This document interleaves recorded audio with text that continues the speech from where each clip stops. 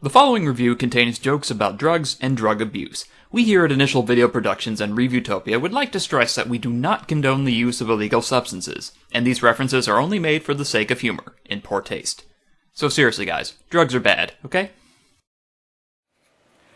Okay, thanks for chatting with me guys. It turns out I've got a bit of a problem. Hey, no problem, Dax. So what's going on? Well, I just checked, and this next review is going to be my 25th. I've never really understood why 25 is such an important number, but I figured I should do something special for it. Well, what did you have in mind? Well, that's just it. I don't have anything. I mean, I don't have any story arcs I can wrap up because I don't do those. I don't even have any special effects. Well, you can always do cameos and crossovers. Oh, I really don't want to do that. I mean, I owe you guys enough favors as it is. Besides, I'm an internet nobody. Who would give me cameos? Well, you could always do a gimmick review. What do you mean by gimmick review? You know, you keep cutting back to live shots, and there's always something going on in the background while you're trying to do the review. That's not a bad idea. Kinda like how Navi pestered me in my Ocarina review. Well, that would be a nice framing device, but I'm not big on story. I'd want something a bit more comical. You know, I think I have just the thing for you. Look on your desk. Look on my... How did you do that? Jump cut. Jump cut? Jump cut. Jump cut! Jump cut! Okay, let's never do that again.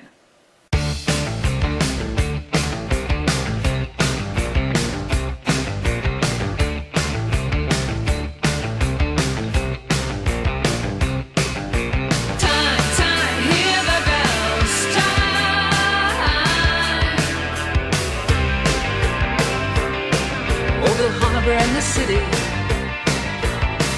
for one more vodka and lime.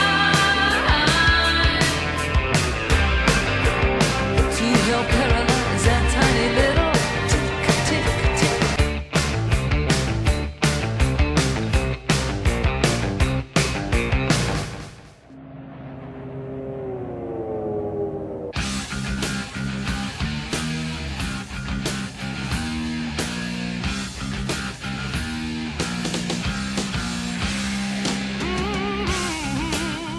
So last time I was here, I was talking about the good and the bad of Bioshock 1. Basically, while it has some flaws and aging issues, I said it was still a great action game, as well as one of the best video game stories of all time. And because of its success, it was all but certain that there would be a Bioshock 2. I mean, it was published through EA. Their law is if it sells well, it gets franchised. What fans were really hoping for was a prequel, since Bioshock 1 took place after the Rapture Civil War, and that seemed like an interesting time to set a story in. What we got instead was a sequel. Code! Now there is a lot about this game that just makes me want to projectile vomit in disgust. But I still need to give it a fair shake, of course. Luckily, my evil twin Rue was kind enough to send me something he said should help. It's apparently some kind of new miracle drug designed specifically for internet reviewers. Let's see what we got here. Cynical? Are you an internet reviewer? Does constant exposure to terrible media seem to be grinding away at your very being, and even constant snarking and riffing isn't enough to keep your bite down? You may be suffering from hyper-antagonism to entertainment response, or hater. Luckily, there's Cynic Al. Cynic Al can make even the worst movies enjoyable and the worst games playable. Talk to your doctor or licensed plasma dealer about Cynic Al today. Warning, use Senegal at your own risk. Do not take Senegal while pregnant, as you may give birth to a cow. Side effects include dizziness, hypertension, bleeding from the ear, sensitivity to indoor lighting, speaking in tongues, arguing with street signs, increased desire to whip others, loud obnoxious farting, indigestion, indecisiveness, implosion, fiery diarrhea, loss of scalp and penis, enjoyment of the room, going to 11, wine, women, and song. Now we saw what happened at the end of Bioshock 1. Pretty much all of the villains and leaders, large and small, had been killed or escaped to the surface, and what places that weren't already leaking and flooding were blown up. So it's a little hard to believe that there would be anything left of Rapture besides a lot of flooded buildings and corpses. Seriously, the game shows us that Rapture was leaking as far back as 2 years before the first game, but somehow being at crush depth didn't allow the ocean to come in at more than a trickle. Besides the implausibility of Rapture still being dry at the bottom of the ocean by this point, another mark against this game before it even came out was that the player character would be a Big Daddy. You assume the role of Delta, a prototype Alpha Series Big Daddy. In a flashback, we see Delta getting his little sister stolen, being hit by a plot device plasmid and forced to shoot himself. Suddenly, 10 years after being a rotting corpse, he stumbles out of a Vita chamber and embarks on a quest to rescue the now not-so-little Eleanor from her psychotic mother, Sophia Lamb. Sophia Lamb is an interesting villain, to put it kindly. Whereas Andrew Ryan was a cold and logical businessman who sought an Ayn Rand Atlas Shrugged utopia for his freedom, Lamb wants to turn Rapture into some kind of collectivist community with the ultimate goal of turning her daughter into some kind of superhuman saint. In order to do this, she's created a new breed of splicers called Big Sisters, sent them to kidnap new Little Sisters from the surface, and is harvesting all the remaining Atom in the city to pump into Eleanor. Or in other words, Sophia the socialist psychologist steals sisters from the surface for science! I actually find Lamb's plans and motivations rather fascinating, if insane. The reason I absolutely hate her character is the way she's inserted into the story. Basically, they claim she was a prominent Rapture founder who challenged Ryan for leadership and got thrown in jail as a result. Now there's a difference between adding stuff for a sequel and retroactive continuity. The game is basically telling us these characters existed before the first game, but somehow never came up, not even in passing, and in this story everyone knows about them. Obviously, they didn't plan on having a sequel after the first game, so the writers tried to tack on all this implausible backstory. Wow, the addition blends right in. This is not how you build a strong story, which is a really bad sign considering how good the story was in the first game. Lamb's backstory reads like an author-inserted fanfiction character. Hello, everyone. I was here the whole time. Yes, I sure was a part of the story in the last game. Look at me in this picture with all the people from the last game. It's real, and I totally didn't make this up in Photoshop. When you combine this with the almost ridiculous fan service element of playing as a Big Daddy, the game is feeling less like a sequel and more like a bad map pack designed by an obsessive Bioshock fanboy. I can feel my bile rising already. I guess I better try this stuff. Ooh.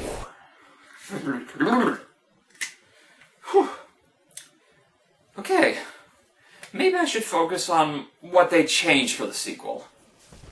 Bioshock 2 runs on the same engine as Bioshock 1, so at times it feels like an expansion pack, but there are enough subtle changes and new art to make it stand out. The most noticeable changes are the new splicer models. Most of them are a lot more warped looking to highlight the years of plasmid and atom abuse they've gone through, especially the spider splicers and the new bruisers. There are more unique models amongst them all, and they even stand around conversing about past events and have madness-fueled arguments before you drop in on them. The upgrade would be almost seamless if they didn't use the same 4 or 5 voice actors from Bioshock 1 to voice them all. I complained last time about the lack of unique models for the principal characters, and it seems someone at 2K noticed this too, because now all the important players stand out from the splicer rabble. It's a significant improvement, although sometimes the lip sync is really off. Game industry, you really need to get with the times on facial animation. Half-Life 2 nailed this back in 2004, and Bioshock 2 was still catching up in 2010. The weapons are pretty much the same overall with some palette swaps. A rivet gun instead of the pistol, a Gatling gun instead of a Thompson, and a spear gun instead of a crossbow, though it plays more like the stake gun from Painkiller. The only big difference is the alternate ammo choices are a lot more diverse, so they're fun to play around with. The flamethrower has been swapped out for a long-distance hacking dart launcher, which adds a nice deal of strategy to certain encounters. The hacking game itself has changed from the Connect the Pipes game to a quick-time reaction game, which keeps the game flow from breaking and is more in the spirit of System Shock 2's hacking system. My only complaint is that I often botch this game because of my red-green color blindness. I had to figure out which fields were safe by trial and error. Door codes have also changed, for the worse. You can't hack them anymore, so you'll need the codes, which are freely given to you. The game even gives you a note in case you forgot the code. So why even bother with manually entering the code if the game just gives it to you? Couldn't it have just been automatic? It just seems like an unnecessary step for a game mechanic rendered useless. The crafting system has also been dropped, and like I predicted last time, it has almost no impact on the floor. I mean, game. I think I need another dose. Plasmids have been improved as well. Most of the primary attack plasmids are given extra effects as you upgrade them, such as Chain Lightning for the Electrobolt plasmid. The real difference is in the number of passive tonics you can equip to boost different aspects from combat to research and hacking, so you can really specialize your character to your playstyle.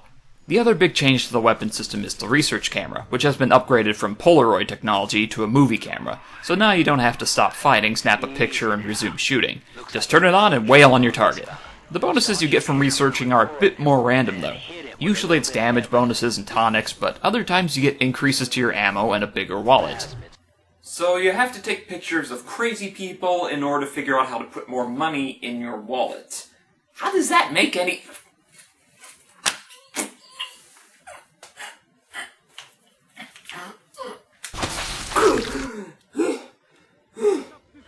It seems like the developers put their focus on improving the combat of the first game, and they succeeded. It flows better, the dual weapon plasmid system effectively gives you 2 weapons to use at once, but the emphasis is still on making traps and ambushes. Now while I praised this in the last game, here it feels a bit weaker because you have to constantly do it to fend off ambushes and enemy waves. And you'd best get used to mostly fighting waves of enemy ambushes, because guess what they brought back from the last game?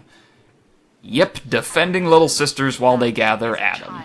Considering how much everyone complained about that part in Bioshock 1 as the worst part of the game, myself included, I'm dumbfounded that they brought it back tenfold for the sequel. Most sequels try to correct the mistakes of their previous versions.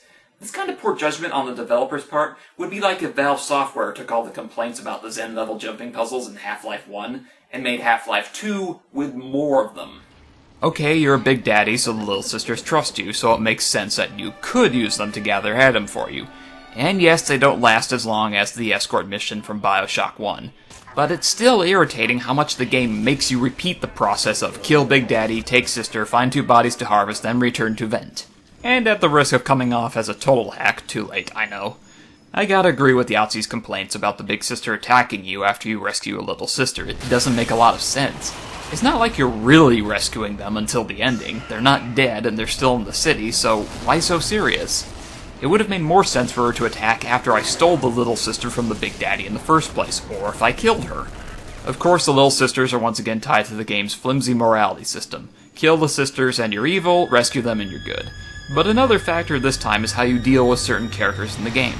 Basically, you'll encounter NPCs who have given you trouble during certain sections of the game, and once you have them at your mercy, it's up to you if you want to kill them or leave them alone.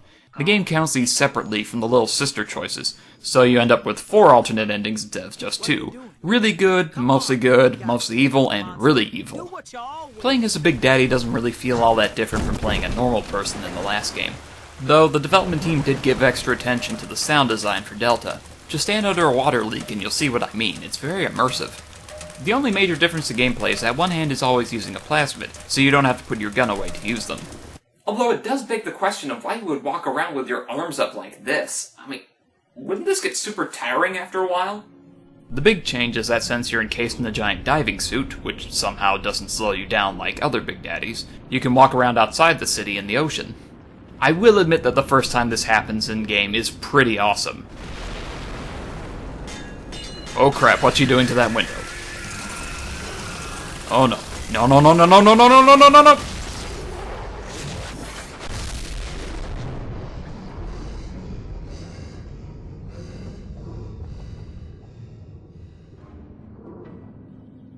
Oh. Well.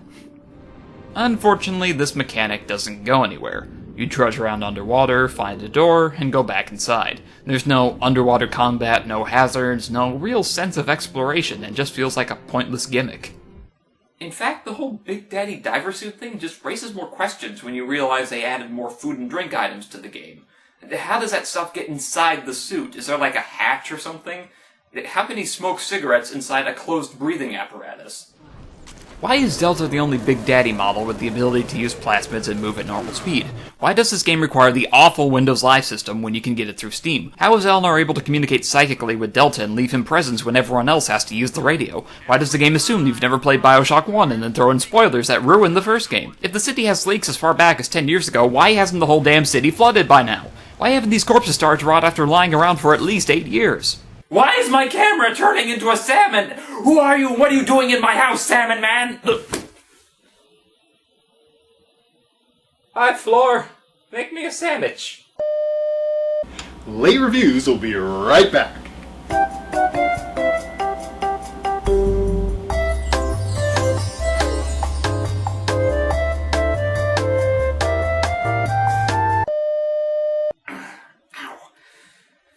Alright, maybe I find the Big Daddy thing kinda stupid, but I do like the backstory of Delta. It's not as good as the player character backstory of Bioshock 1, but that's a tough act to follow.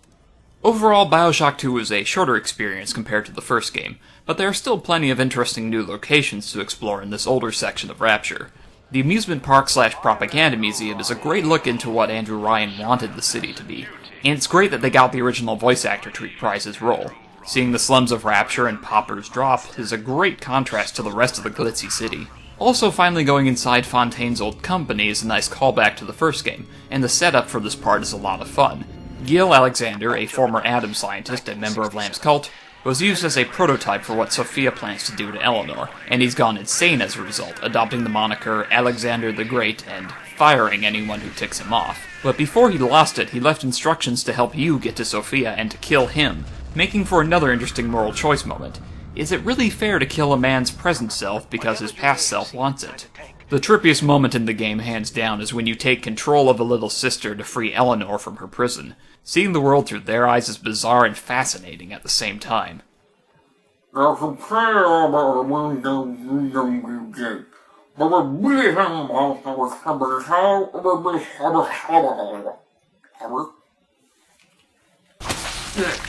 See, to build up hype for the sequel, 2K started up an alternate reality game, or ARG, to expand the game's story. Look up There's Something in the Sea, and you'll find that a lot of pages still exist for it. Players were presented with puzzles and cryptic messages about monster sightings and the disappearance of small children from seaside towns. Eventually, the character of Mark Meltzer is revealed, an average man investigating the kidnappings who becomes personally involved when his own daughter is stolen by a big sister. In the actual game, you find audio logs from Meltzer as he fights his way through Rapture looking for a way to save his daughter. The player finds him at last after he's been captured and turned into a Big Daddy himself, condemned to guard his little sisterized daughter until you kill him. Not only do I think Meltzer would have made a much more interesting main character with a more sympathetic backstory and personal attachment to the game, you end up killing him before you realize it's him. You only discover his sad fate when you discover the audio log on his body. And what the hell's wrong with you? Hey, whoa, hey, back off, buddy! While there are plenty of audio logs from Ryan and Fontaine to help connect the game story to the original, the only character to return in person is Tannenbaum, though it's only a token appearance. She helps you out for the first level and explains the situation when you find her, but after you defend her hideout from a splicer attack, she takes off and never returns. Okay, so she came back to Rapture to try and stop Lamb from kidnapping more children and make new little sisters, and she even swears to do it at the cost of her life. Someone is making new little ones, continuing my work, my sins. Even if I am to die for it, I must stop them. But instead she shows up, tells you you're screwed, and then vanishes. Why even put her in the game if you're not going to use her? At the very least, they could have filled a major plot hole. Delta somehow has the power to cure little sisters, but this power has to be given to the player in the first game. Tannenbaum never gives it to you this time, so how come Delta can do it? Your support character this time around is Sinclair, a former Rapture businessman, southern dandy, and gentlemanly fiend. I like to look a man in the eye when I give him my word. You and me, kid, we're going places. His ultimate goal is to sell Rapture's scientific miracles to the rest of the world, but he's not quite as evil as it makes him seem. He's the only support character in recent history I can think of who isn't insulting or demanding, even when he's trapped in a room running out of oxygen. I don't have much air left, but I'll hang in there. You make sure you're ready before you throw that switch. Sure, he spends 90% of the game giving you advice from the safety of an armored train car, but he's easily the most laissez-faire support character in gaming history. I'd recommend killing that little sister for the extra atom, but if you don't want to, that's fine by me, sport. I'm actually pretty ticked about what happens to him in the end, though. Basically, Lamb catches him and turns him into another mind-controlled Alpha series, but leaves him just enough free will to suffer as he's forced to fight you. Now, it's not like he deserved a happy ending, but this is a twist that comes right out of left field. While you're occupied being a little sister, Lamb sends her splicers after Sinclair, and then not 10 minutes later, he's been captured, converted, and suited up into a Big Daddy. Well, gee, this happened awful fast. Hell, I've had haircuts that have taken longer than this. Of course, the relationship between Sophia Lamb, Eleanor, and Delta takes the center stage of the game. As character motivation goes, it's far from terrible. I mean, it's actually more personal to the player than in Bioshock 1, where you start off with almost no character history only to get slapped with a massive plot dump halfway in. though it does end up being more creepy, what with Eleanor seeing Delta as a surrogate father figure and everything. So much porn. Ugh. God damn you, Rule 34! Sophia isn't a terrible villain either, once you get past her forced backstory. Her goals and motivations make her an interesting villain, but her personality is a bit off.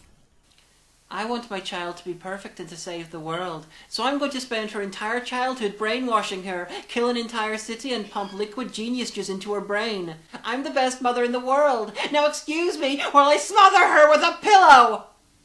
She comes off as too cold, calculating, and unbelievable when she talks. It's really hard to imagine her convincing anyone, let alone an entire city, to follow her in her mad schemes. It's actually rather funny towards the end when you're making your escape with Eleanor. She keeps telling you what a horrible person you are for saving her. Come back here with my daughter this instant, you monster! She's supposed to be a guinea pig for my grand social experiment! How dare you give her free will, you horrible brute! Probably the most unnecessary feature added to Bioshock 2, besides existing at all, was a multiplayer mode. Now originally I wasn't going to touch on this because I didn't think I'd be able to get it to run or that there would even be anyone online playing it. Plus, why bother? People came to Bioshock 1 for the rich storytelling and single-player experience, not for the chance to shoot strangers online. I spent the better part of 20 minutes futzing with the game for Windows Live System before it finally gave me a profile with a dumb name I couldn't change, and made me sit staring at a download for another 10. Seriously, who makes a download program that locks up the whole computer like this? Overall, it wasn't as terrible as I was expecting, though that's not a recommendation. You pick an avatar from a very limited list of choices, pick your guns and plasmids, and then you pick a game mode. If you're really lucky there will be enough people on, the game will throw you all into a random map to have at it. It plays like just about every other multiplayer shooter mode, so there's really nothing interesting unless you really like using plasmids. There's a whole lot of work put into the setting for the multiplayer. Starting off in your own apartment where you can customize your stuff is an amazing concession to the player and perfectly suits the game atmosphere. But the actual multiplayer action is very lacking. You start off with next to nothing, and you have to spend several hours getting beat up before you advance in rank enough to get the good weapons and tonics, which is the wrong way to do multiplayer because it discourages new players. Also, why are the controls completely different from the single player? Consistency would have been nice, guys. At its core, Bioshock 2 is a game that was only made by publisher mandate. The first game was successful, so there had to be another game with the same title with a big 2 on the end. That's the only reason this game had a multiplayer mode to begin with, because some bigwig at 2K thought it would increase sales. I hate when this happens to popular media. Something that's not supposed to or needs a sequel gets turned into a franchise, because someone high up in the company thinks, well, people like the first one, so they'll obviously pay for more. And that's where most of the faults in Bioshock 2 stem from. This game didn't need to exist. Of course, the game isn't exactly terrible. The combat is better than the first game, it's still got the rich Rapture atmosphere and aesthetics, and the plot isn't completely without merit. If anything, I think the characters and story would have worked better if they were used in a different game and setting altogether. It probably doesn't help that Bioshock 2 wasn't made by the same team as Bioshock 1. Bioshock 1 was made by 2K Boston, headed up by Ken Levine of System Shock 2 fame, and which has now broken off to reform Irrational Games, and Bioshock 2 was made by 2K Marin. They were both owned by publisher 2K Games, but they're different developers. In fact, Bioshock 2 should have taken the route that Levine and Irrational Games seems to be taking with Bioshock Infinite, a game similar in gameplay and themes, but with a different story, setting, and...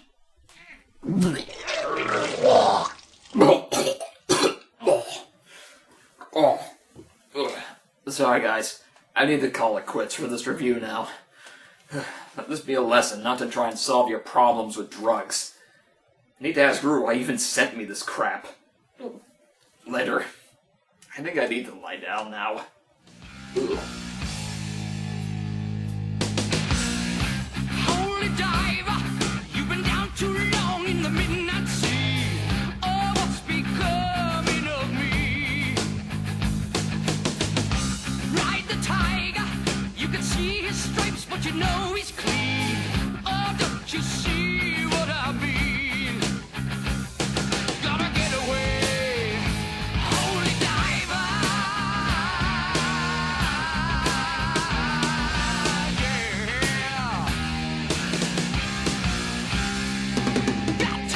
Shiny diamonds, like the eyes of a cat in the black and blue.